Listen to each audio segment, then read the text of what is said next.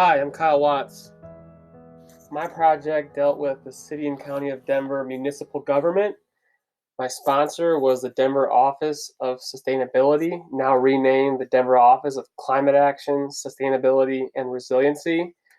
And my project focused on the City of Denver's sustainable purchasing practices. Think going forward for the rest of this presentation as the city as a consumer, buying goods and services. The initial genesis of this project from my sponsor, Jerry Tinianow, who has since retired as the Chief Sustainability Officer of Denver, the initial genesis was to promote sustainability as a core business value in city government. From there, we decided to focus on the Office of Purchasing, thinking that we could influence the purchasing team's decisions with more sustainable behavior by enforcing the already existing but nascent environmentally preferable purchasing policy that has been in place since 2013. My goal was to add force behind that policy, get it enforced, get it out there to the buyers, and that would then provide a positive momentum for us to really make an impact. The Office of General Services is actually pretty interesting. They essentially buy everything in the city because they buy all goods and services for the city.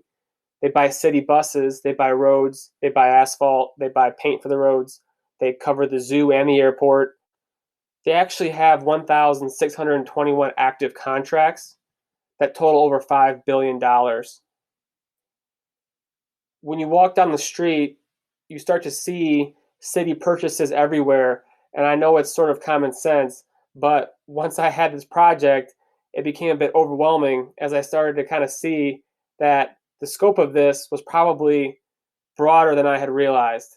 So when I looked at the numbers, I saw that they had $1.3 billion to spend this year with 103 contracts that needed renewal that were worth $254 million. They had 6 buyers to do that. There are 9 players on a baseball team taking the field. So they had less people than a baseball team handling $254 million of spend. And then when you take into account the number of working days in 2020, just 261, that's 2.5 days per contract to make a very important environmentally friendly purchasing decision. So I started this project last May with a literature review to learn. What I learned was the whole process is quite simple. In its basic form, the city buyer is the pitcher. They throw the ball, which is the master purchase order. They choose what kind of pitch to throw. They choose how to write that contract, right? And the vendor has a choice to take a swing or to pass. If the vendor takes a swing and hits it out of the park, the one that fits the contract the best gets the deal. The average deal is about 2 years. So the winning vendor might say something like, "That was great. Let's play again in 2 years." The buyer would say, "I have another game in 15 minutes. Remember, 2.5 days per contract. 3 things you need to know from a vocabulary perspective. EPP policy means environmentally preferable purchasing policy. Most cities have these. Denver does as well. It just isn't being used very well. Master purchase order, that's just another word for a purchasing contract. They put those out to bid. They might get 1, 2, or 200 responses back. And they have to legally review every single response. EPP spec is really the focus of my project. It's the language inserted into the master purchase order that the vendor must do to be considered for that project. Fiduciary responsibility to the taxpayer. This is a very interesting concept. The buyer has to follow the spec as it is written and choose the vendor that has met the spec at the lowest cost. What does that mean? That means it's really important how they write the spec, how they write the contract. If the contract asks for something that cleans windows, Windex will win. Windex is the cheapest option that cleans the window. If the spec asks for biodegradable window cleaner, 7th generation would win because Windex would not meet that spec. 7th generation is biodegradable and thus would be the chosen window cleaner. So I conducted a literature review with New York, San Francisco, and Massachusetts. I talked to these folks. Massachusetts was recommendation based. They would say things like, look for non-toxic window cleaners with EPA eco labels.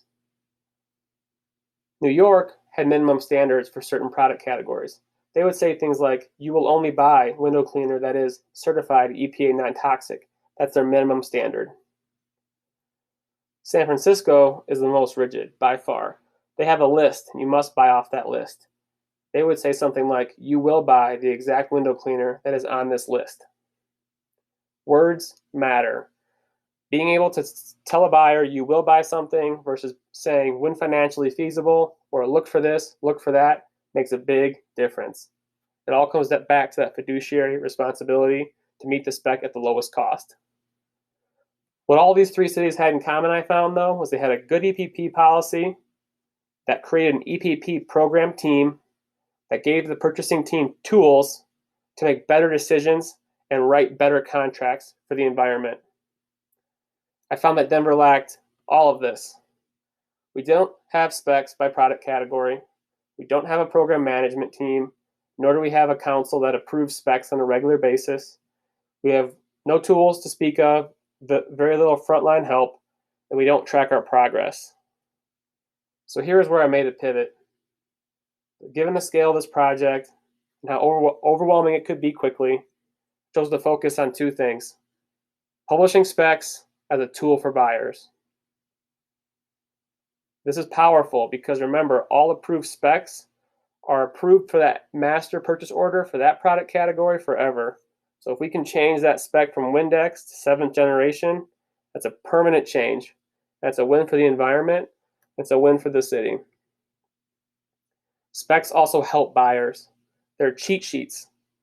They were able to provide them with what to look for, who to look for it from, and they even give you language. In the lower right here, look for office paper products that have XYZ and use this language. Pop it into the contract.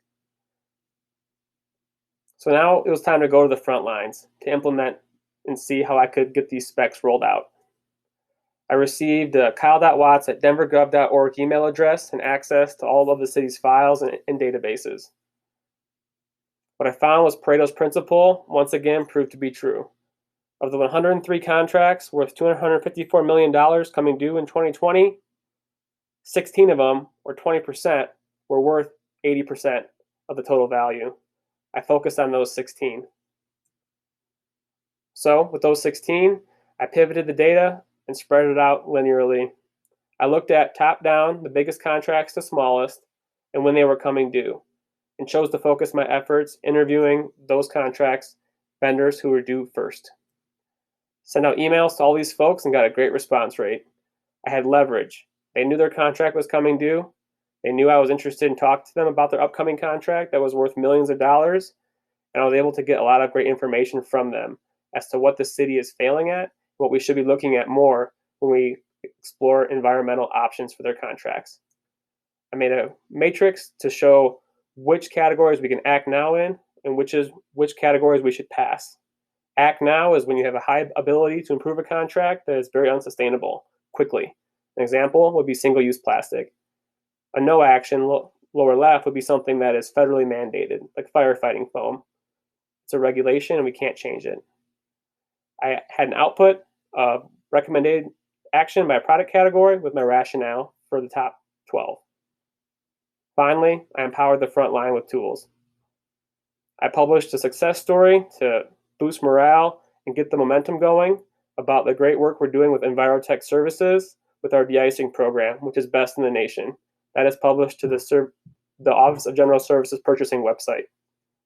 And lastly, and most importantly, I'm publishing specs for dozens of product categories, all to the Office of General Services purchasing's website for permanent distribution to buyers as a resource so they can make better decisions ongoing. It'll be published later this month. And going forward, I will hand this project off to the Responsible Purchasing Network. They're a great cross-functional team that will work with the city and keep this project going so that we can fill in the other gaps that remain. Thank you for your time. Thank you to all these folks who have supported me along the way. And thank you to the City and County of Denver.